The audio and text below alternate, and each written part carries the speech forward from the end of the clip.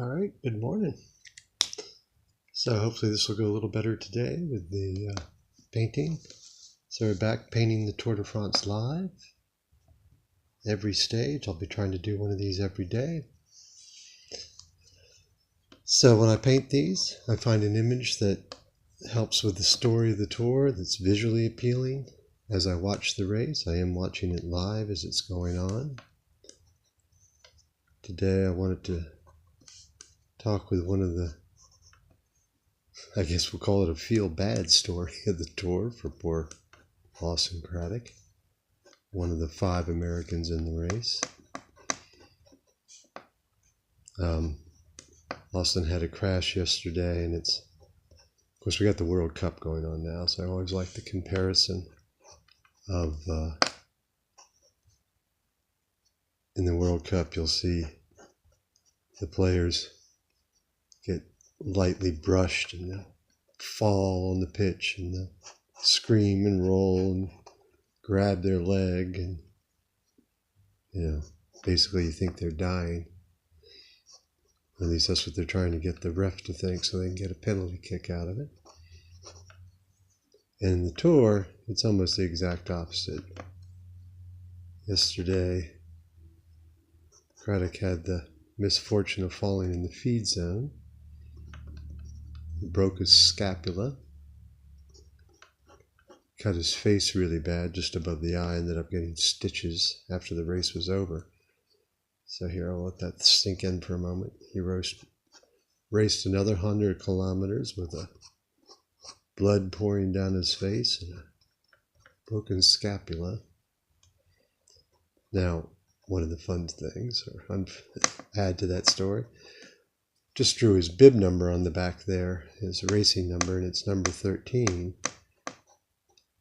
Many consider that an unlucky number. It happens personally for me to be I consider it my lucky number. But, and so to dissuade the luck, riders will turn the number upside down.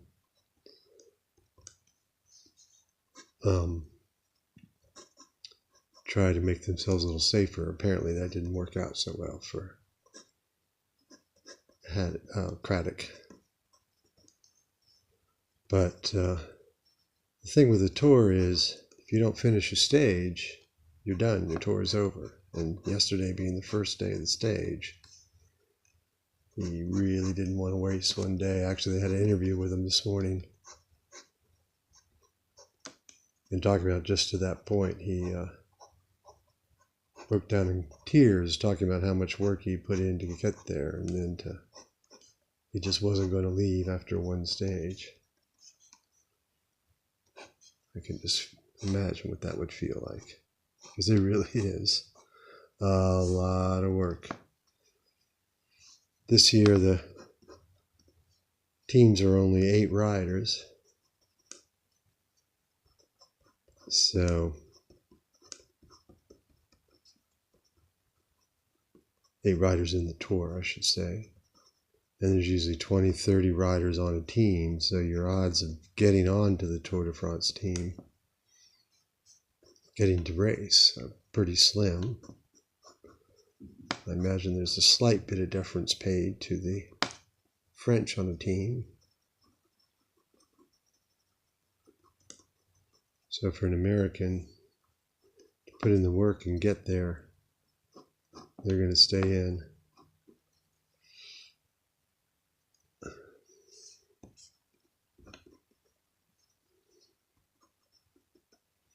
So today he's got to manage to hang on. Right now he's dangling at the back. See if he can stay with the race. Lawson Craddock, that's the name.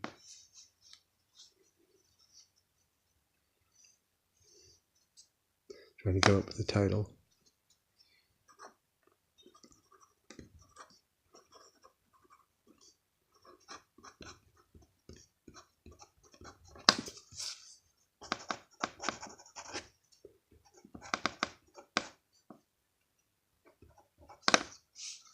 All right, so that is the line work part of the equation here. Now we'll switch to laying in color. So as you see, I do the ink work first, and then I start laying in color. So here, put my water bottle to this side, I think. So I will start with the lightest colors and work warm color to dark color.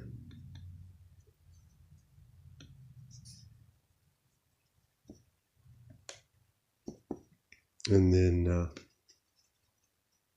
work your way sort of through the color wheel, through the spectrum.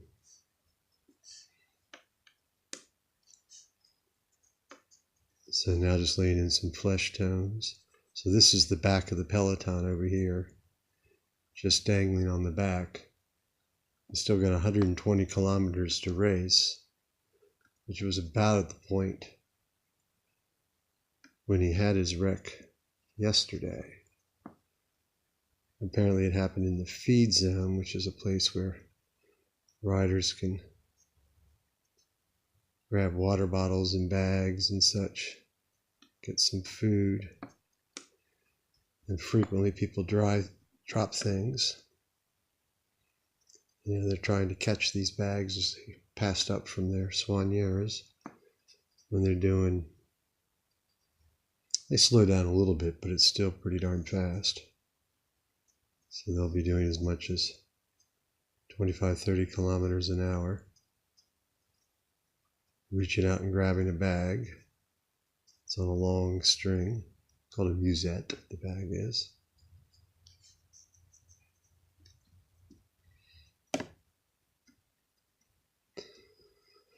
I'm glad EF Education brought pink back to the Peloton. It was an old team. Napre Merida, or I think that was Napre Merida, not the other way around, that always had pink shoulders. And the tour went through a period, or the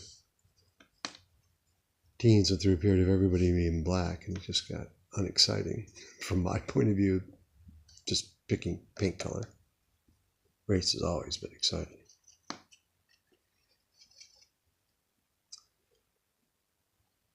So while with paint you're free to make some changes, I am kind of limited by the palette that the Peloton provides.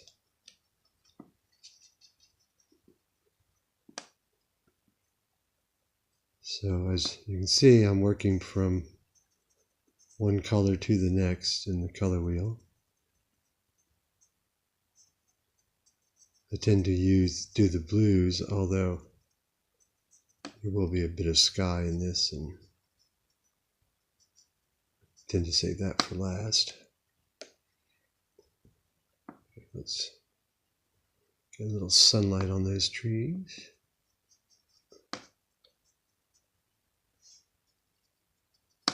So they're racing through a small town here.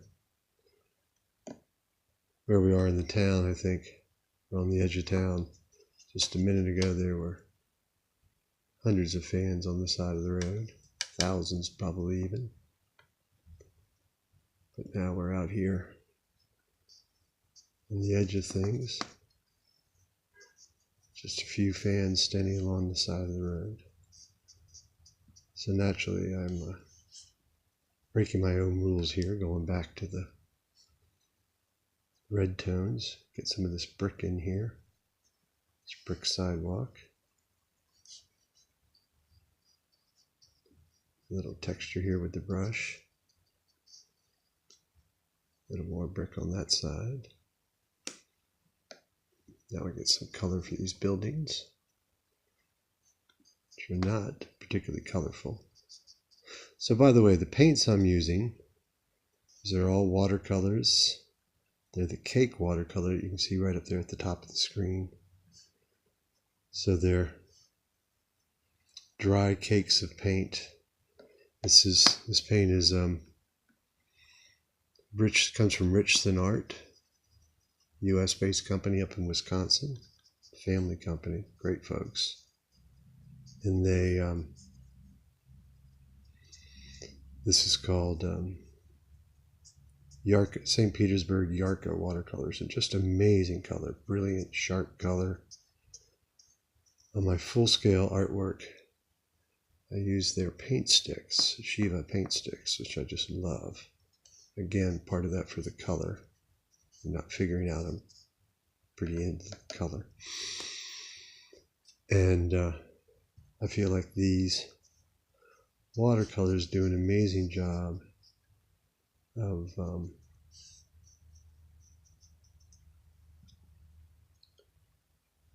mimicking the colors I'm used to with the paint sticks, and certainly the vitality of the color, intensity, saturation. So now I'm making a little black. I always make my own black. I don't use the black that's provided because I feel like it provides a better color. So this is a combination. This black is still a color. Combination of a dark green, like a hooker's green, and alizarin crimson. Socratic's team has said they will support him up until the racing really gets going, and then of course they have their GC hopefuls, general classification hopefuls, people who they hope will win the yellow jersey and sprinters and all, so they'll develop what resources they can to help him out. But at a certain point, he's going to have to do it on his own. It's beginning to look like that might be what's happening right now as he's dangling here at the back.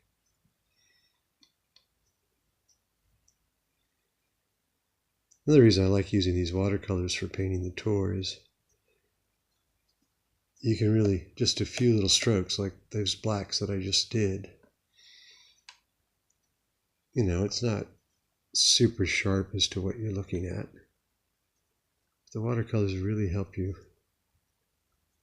convey the speed and color, blur of action.